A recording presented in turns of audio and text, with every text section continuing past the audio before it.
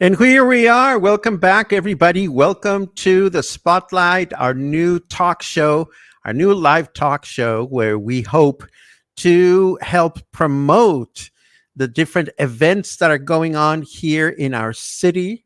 This is an open invitation to any event organizers out there that are looking to get more people to see a show, or maybe you are a restaurant, you're trying to promote your opening, or you're trying to promote your special of the week. Maybe you are a nonprofit organization, you're going to have a fundraising event, what have you. If you have an event that is open to the public and you're trying to generate good publicity for your event, we want to hear about it. We want to hear about it here at the Spotlight.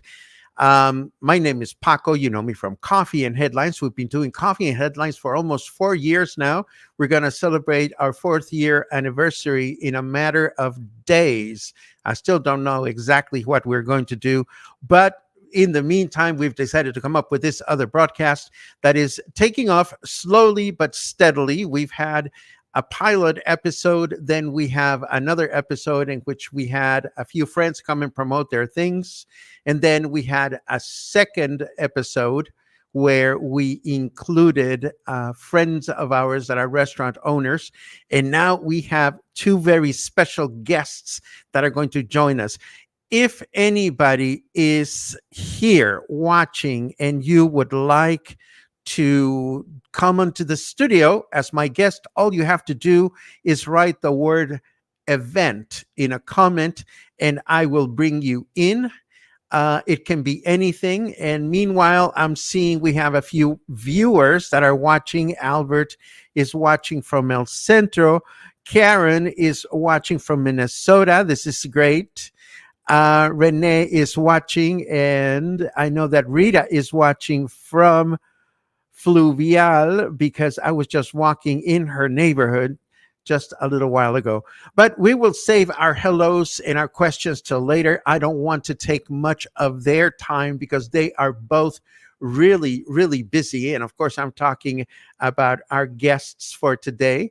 And our guests for today need no introduction. He is an amazing artist that has developed a niche creating beautiful tie-dye wearables here in Puerto Vallarta. And his wife is the organizer of an amazing arts and crafts market called Hecho a Mano, where she helps many local artists connect with those of us that are looking to admire and purchase their work. Let me bring them up to the stage. And of course, here they are. Boom, boom, boom. Hello, Hello. guys. Hi. Hi. How are you doing? I see Josh and I see Lucy. Who wants to go first? I guess I'll go first. Yeah. Well, it is a pleasure to see you. How is life as newlyweds for starters? You go first. All right. It's been good. It's been great. We Uh-huh. went off to San Pancho for our honeymoon, and we spent a week out there. That was really nice. We were in a super old house that had been preserved really, really well. It was right next to the cemetery. So, but it was really cool. We didn't even notice actually we were right next to the cemetery until the last day, just as we were packing up to leave. I was like, wait, that's the cemetery. That's fun. We are at the door of our bedroom. Okay, Joshua, let us first focus on you and then we'll come to Lucy for a second. Tell me about, I mean, I see a beautiful piece of tie-dye fabric behind you. What is that? That actually is the very first tapestry I ever made. That's that. I was just playing with some older colors. Those were colors that I was able to source here in Mexico. I think they were Caballito and Mariposa are the name of the brands, and they both come with the fixative already mixed in there, or the fixative, and so the colors don't come out as bright. But it was fun to play with, and that was a part of what really inspired me to get started in doing this and doing it for real. How long ago was that?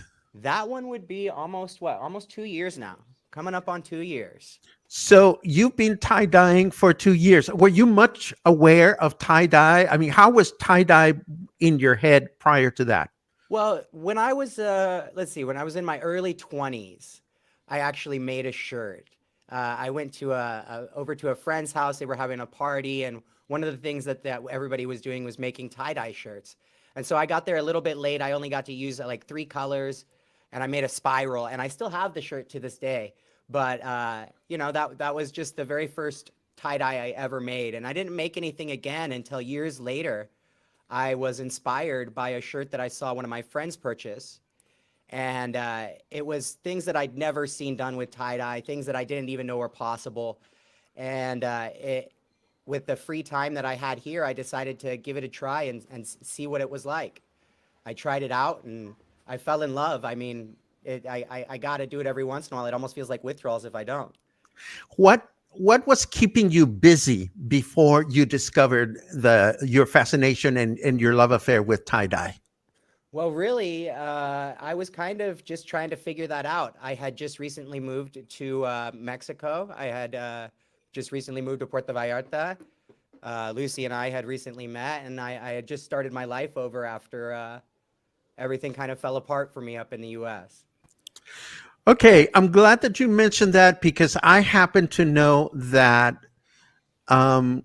your discovery of tie dye as something you might be able to do as a profession also was instrumental in helping you deal with recovery.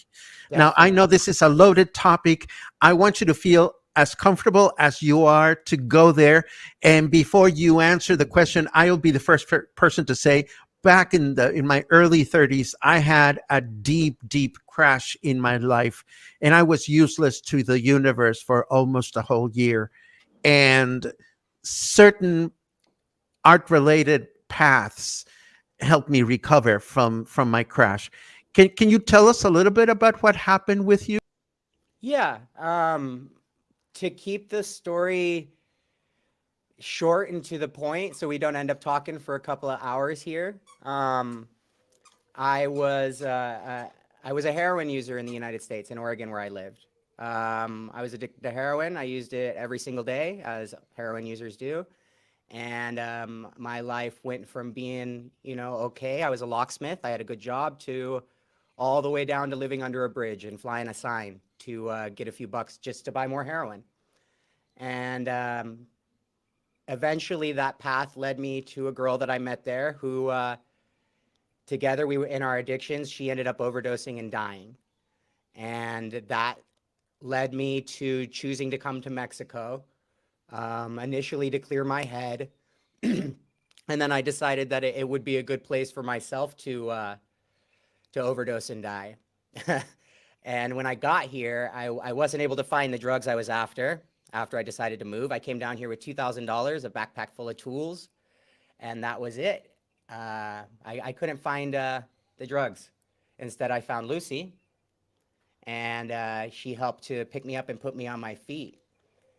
And in that wandering that we talked about at the beginning of this, the wandering after I met Lucy and trying to figure out what the hell I wanted to do, what is life going to mean now that I've decided to live again? I found tie-dye made me feel good. And opening them up, it's like having Christmas every morning. Oh, And that feeling of getting to see the colors and the way it plays out, and to amaze myself even with some of the things that I make, it motivates me to keep going. your story is a powerful one, and it's a gift to me, and I'm sure it's a gift to the people that are watching. And it's also a story of hope for anyone that is under a similar situation. And I'm sure you've crossed paths with people that are struggling. What is your best word of advice for anyone that is going through a difficult time such as yours? You feel it, when you're ready. Sometimes it takes something that's pretty serious to happen, but we have a choice. That hole, we say everybody's got to reach rock bottom. The reality is it keeps getting deeper. It doesn't ever stop. You can keep digging all the way down to the bottom where you die. That's the reality. And you just got to set the shovel down. Thank you. Thank you for that. Now, let us move forward. And Yeah. yeah, Happy, yeah. right? I would no. I'm really grateful that you share this. This is an important story. I've known about this for a while, and I'm just grateful that you chose this forum to paint a broader picture for our viewers. Now, in this path of doing tie-dye shirts, well, let's start from the beginning, because a lot of people might think that making a tie-dye shirt with the level of quality that you do might be a simple task. How easy or complicated is it to make the work that you do? Well, it really depends upon how intricate you want your tie dye to be and how lucky you get. Sometimes it's all about luck. Like here, for example, Pancho, move, get on that. Sorry, Pancho, my dog. You guys, some of you guys know him. Was laying on the shirts that I wanted to show you guys. So I'm gonna give the microphone to Lucy so she can hold it for me. But like things like this, this is a spiral. This is like as common as it gets when it comes to tie dye. People see this. This is what they think of. Maybe not necessarily with this color pattern or this color scheme, but they definitely, a spiral is something that everyone is familiar with when they think of tie dye. And something like this, we can twist one of these up in about 6 minutes. I could teach anybody how to do it. And we can get the color on there in about another 5 or 6 minutes as well. All that really matters with these and getting the detail is how close and how solid you can get your lines as you spin out. But at the same time, if somebody really wants to put in the detail and the intricate work, we can spend this one. I've started to get good at these. Now, when I first started doing these mandalas, they took me up to 15 hours. The armpit special. Yeah. I need to stop you right there, because I have a friend. I want that shirt. Would just, it's, there are no coincidences. What size is that shirt? This is a small. Shit. Then I don't want that shirt. But Well, I can make it I play armpit games, and I know that sounds disgusting, but there's an armpit game that I play with a dear friend of mine, and I saw that shirt the other day on your Facebook page, and I'm like, ooh, I know someone that could benefit from that shirt. But that looks a lot more complicated. Please tell me what it takes to create such a precise pattern on the sleeve. So with the spiral, like we showed in the beginning, you essentially just pinch the center of it and spin it out, and then wrap a few rubber bands around it and spray paint on it. However you decide, it'll come out pretty cool regardless. With this style, each one of these sections, it's folded up more like a giant paper snowflake, if you will. And then you have to cut each of the sections of the snowflake off individually using the sinew or the thread or the string or whatever we're using that day. Sometimes fishing line is the best choice. And color each section individually drop by drop instead of kind of spraying willy-nilly.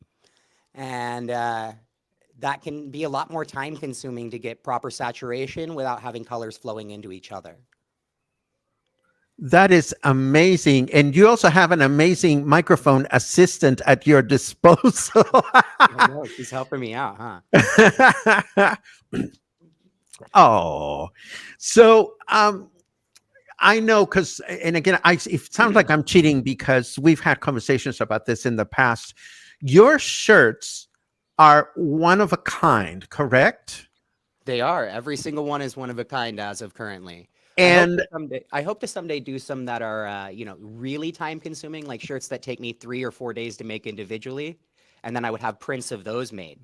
But as of currently, no, we're going to max out at 12 hours and sell them all. Well, you bring me to an important point, and I'm so glad you're going to such detail in explaining all the process. And while we're going into this, if anybody that is watching and has any questions, please make sure that you add a capital letter Q to your questions so that we can go looking after them in a little while.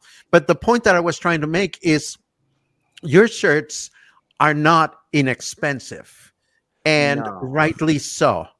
And so if anybody was to ask you or was to say, "Oh, they're so expensive, give me a better deal," what do you tell potential buyers when you find yourself in that situation?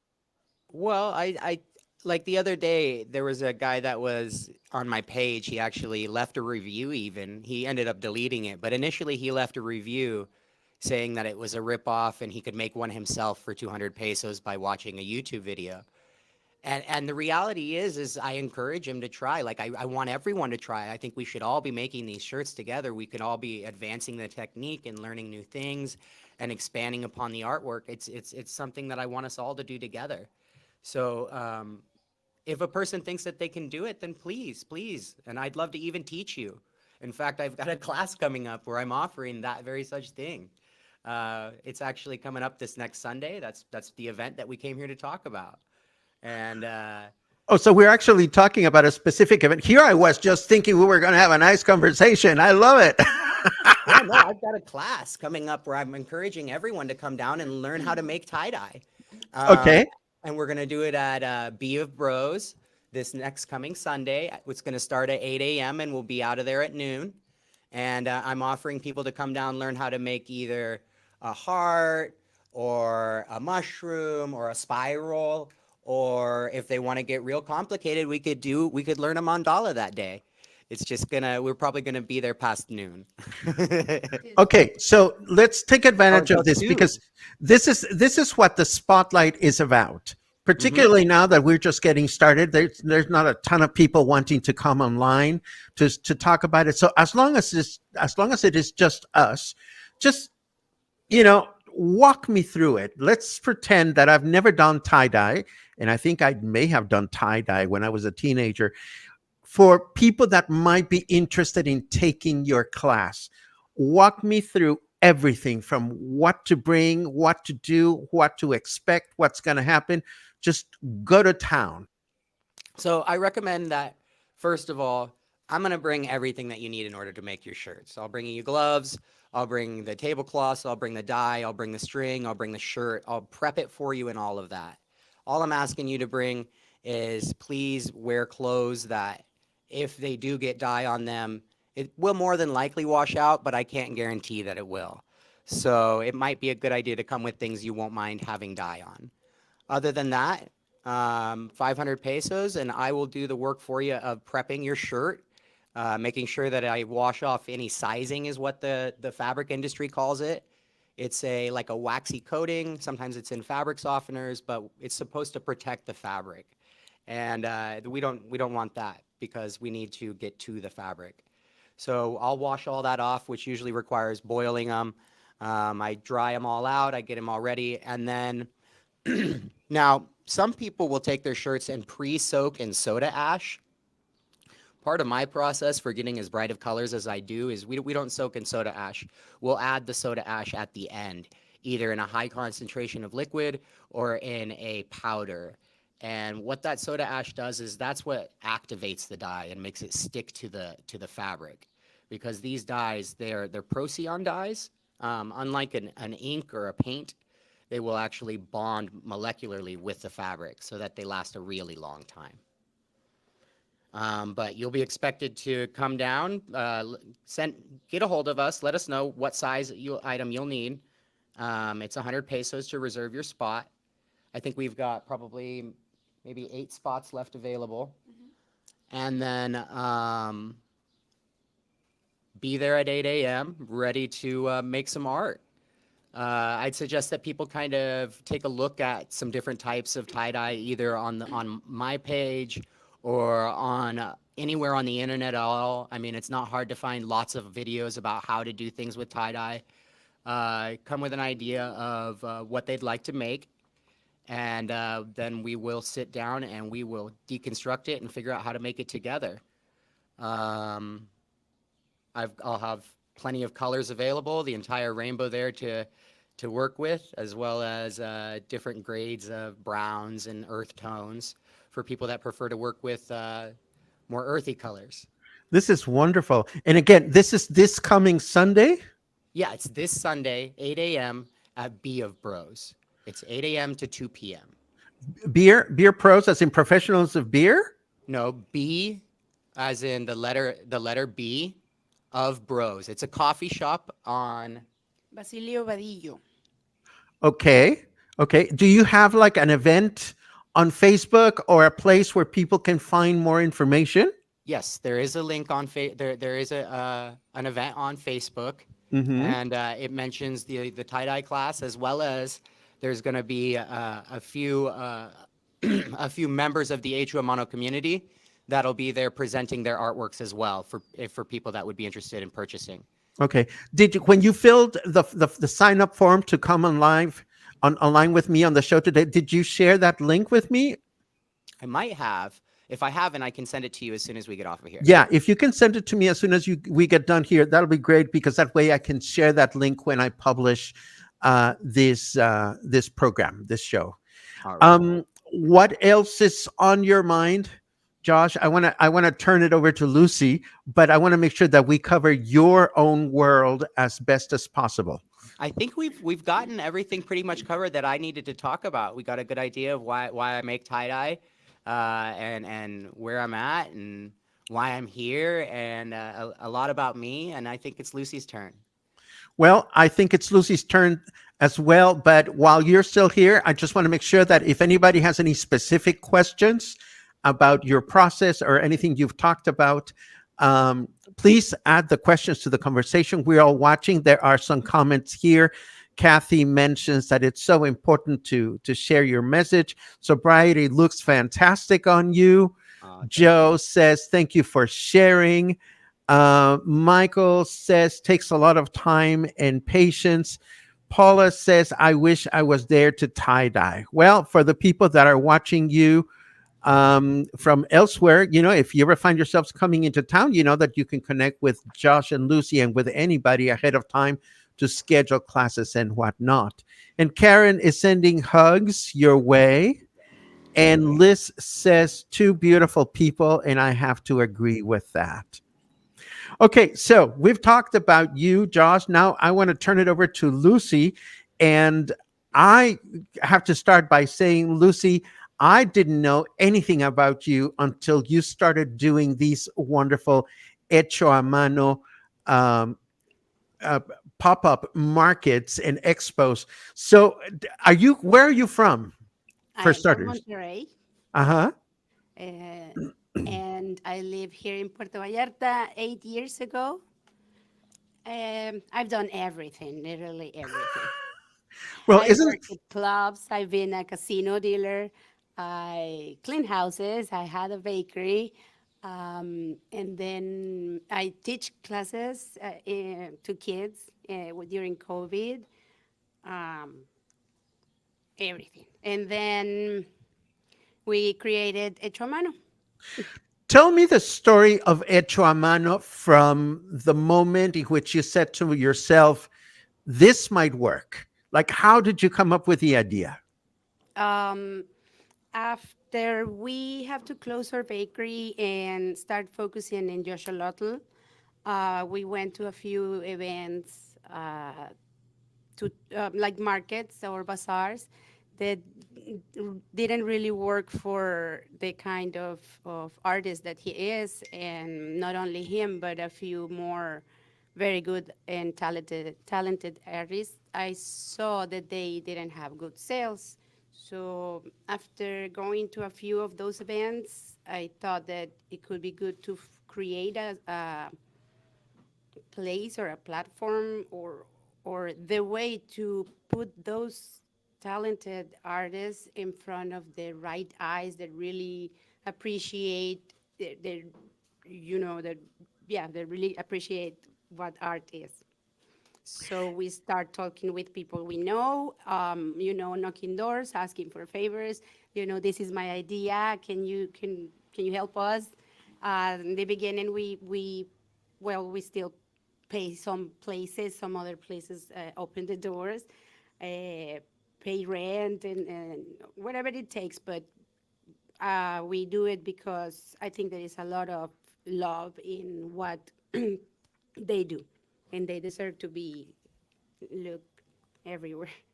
So, when was the very first Hecho a Mano event and where was it? The very first Tetramano was almost 2 years ago in June in a little restaurant that is called El Patio in Cinco de Diciembre.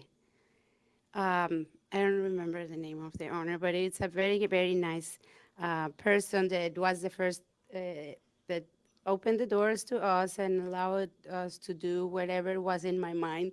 And we did the first two hechomanos there. It was very good for everybody. Everybody likes it, and that's how we start. For people that are not familiar with the concept, let me explain it the way I know. It's an opportunity for local artists that are looking to sell their handmade things to connect with an audience. Do you have any parameters in terms of choosing the artists that you wish to invite to be part of the experience? Yeah, it has to be hecho a mano by themselves.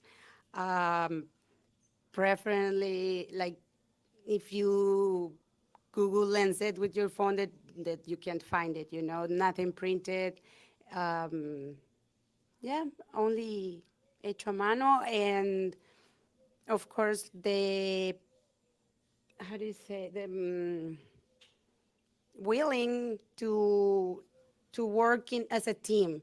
We all help each other in every way we can. Um, we have crossroads with some other people. They have different ideas or different ways to work that is like more kind of selfish or individual, and we try to do it as a community, as a team.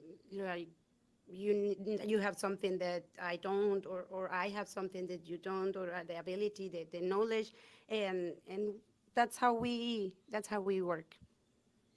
Is it a matter of, because, for example, if I crochet, and if I was wanting to sell the chingaderas that I make, I could think of selling with you, or I could think of approaching the farmers markets.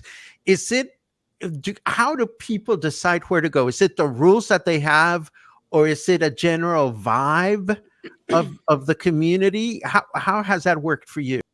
I think it's a little bit of everything.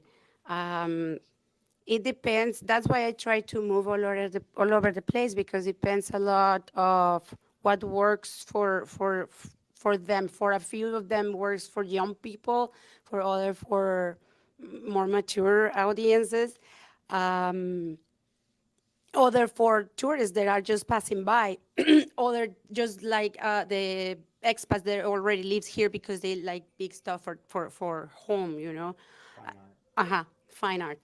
And that's how we try to see the also the availability of my other friends organizers, um, so they can have the chance to cover as much markets as they can. We try not to do it on top of each other. Um, I don't know.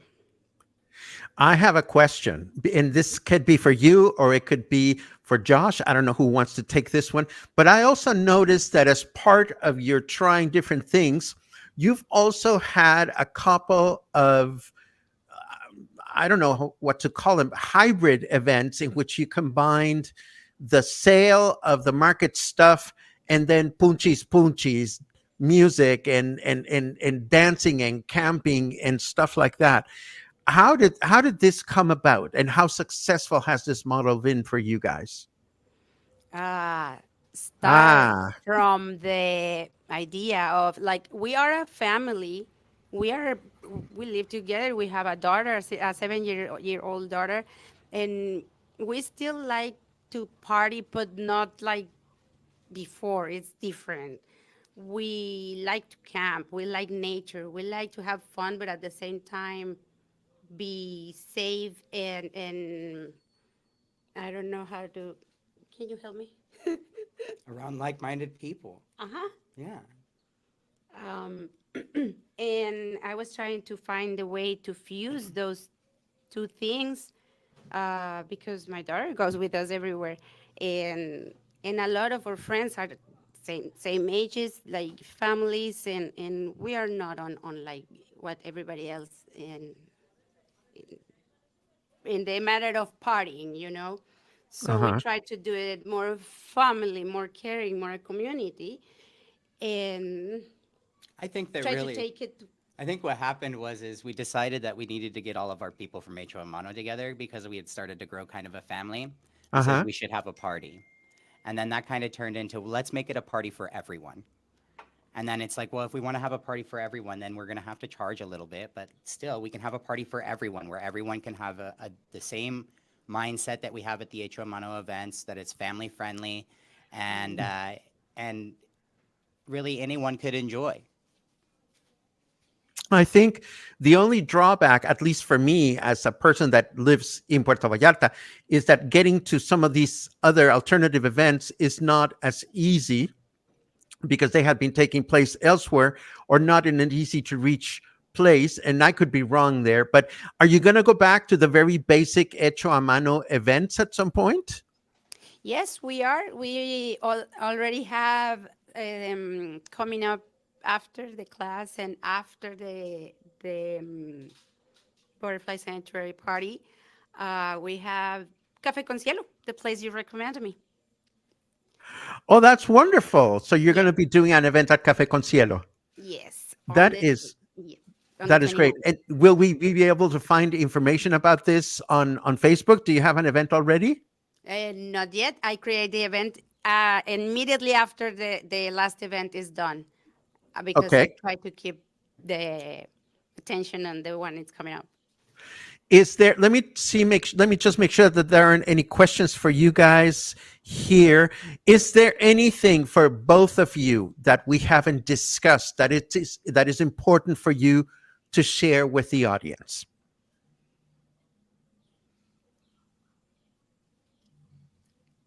Because I have a question, but I don't know if are we missing anything here? Mm. I mean, if I had one message for anyone, for everyone, it would be to love everyone because we are all one. Okay, then let me ask you something that would help me. Uh-huh. What would you say to other event organizers and people that are trying to connect with an audience about the experience you just had as guests of the spotlight? What was your experience? What would you say to somebody else that may be thinking about coming live with us here? Well, I think first of all, certainly don't be nervous. It's just like having a talk with Paco, and that's fun and easy to do. Um, and so it's not something to get as worked up about as maybe some people might. It's definitely comfortable and easy, and I think that us initially meeting Paco and having you help us get into the spotlight and bring us into the eye of guests that have come to our events and to our venues have has really helped to boost us along. So I think that choosing to come on here and talk about what you have going on is definitely a good choice and something that'll help out a lot. Well, your words will go a long way to help me promote what we're trying to do here.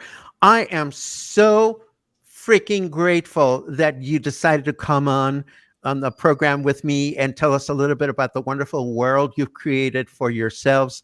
I am sure that you are surrounded with a lot of love for what you are and who you are and what you're creating for yourselves. And for those of us that have been fortunate to attend the Hecho a Mano events. I have friends that have taken the tie-dye class, Josh, so I Hmm. know firsthand that your product is totally wonderful. Thank you so much for joining us today. I want to wish you a wonderful. Today is International Day of Happiness, by the way. Oh, So I want to wish you a happy day for the rest of the day, and I want to thank you for having joined us this afternoon. well, thank you very much, Paco, and happiness to everyone as well. There you Thank go. you very much, Paco. See you soon. All See right, you bye soon, bye. everyone. Okay, so that was Lucy and Josh. I am so very happy that we had a chance to connect with them. I want to make sure that I didn't see anybody else trying to join us to promote something, and I don't see anybody else. Again, if you are having a good time watching these interviews and know of other artists out there that might be interested in promoting their work, this is what we do. This is who we are. This is different from Coffee and Headlines, where we try to keep advertisers out of the picture. But what we want to do here is exactly the opposite. If there's anybody out there having a challenging time connecting with audiences, then we definitely want to support that. And since I want to connect with audiences from time to time, as long as I have your attention, let me tell you the latest on my upcoming music appreciation presentations. I'm not going to talk about tomorrow's, although if you want to join us tomorrow, tomorrow is going to be a lot of fun. We're going to talk about works in the classical repertoire that have been either composed by an instrument and then converted into orchestral versions or vice versa. That happens tomorrow at 5 p.m. at the Joint Boutique Hotel and Co-work. So if you have nothing else to do, you are more than welcome to join. I do have two more events that are ready to go. My first event in April is a Requiem retrospective, and this is an opportunity for us to look at the Mass for the Departed. I don't know if you know this, but there are over 2,000 masses that have been composed, all of them going back to the original Latin text of the Catholic Mass for the Departed. We're not going to talk about all 2,000, but we're going to talk about a few of the most important ones. And that is the first one in April. This is going to be on Thursday, April 4th.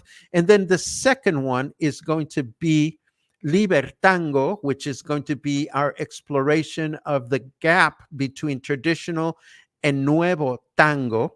And I thought that we would use Libertango as the point of departure. But as usual, I've gone down the tango rabbit hole and have discovered that there is so much to talk about, so many fascinating stories there. So I am sure that it's going to be an amazing presentation, if I may say so myself. I hope you can join us for that. And this brings us to the end of today's broadcast. Again, I want to thank you for joining us. I want to thank you for spreading the word and reminding anybody that wants to come up here and tell us about what they're doing to do so. This is free for anybody that wants to promote something. That said, if you want to help us out, and I mean Luna and I, you know where to find us. You can buy us a coffee or become a monthly or annual member of our projects. And the website where you can do that is located on the screen right now, www.buymeacoffee.com/Ojeda Paco. Before we leave, I see some parting comments, and I want to make sure that I look at them. I see that was a lovely interview. Thank you very much, Sherry. I see a thanks from Albert. And I see another thanks from Michael. Thank you guys. You guys are ultimately the connectors of all the work that we do here at the show and also at Hecho a Mano. I hope everybody will have a wonderful rest of the day. And I hope that we can connect again sometime in the near future. We will be back with the next edition of the Spotlight a week from today at 4 p.m. Thank you so much for watching.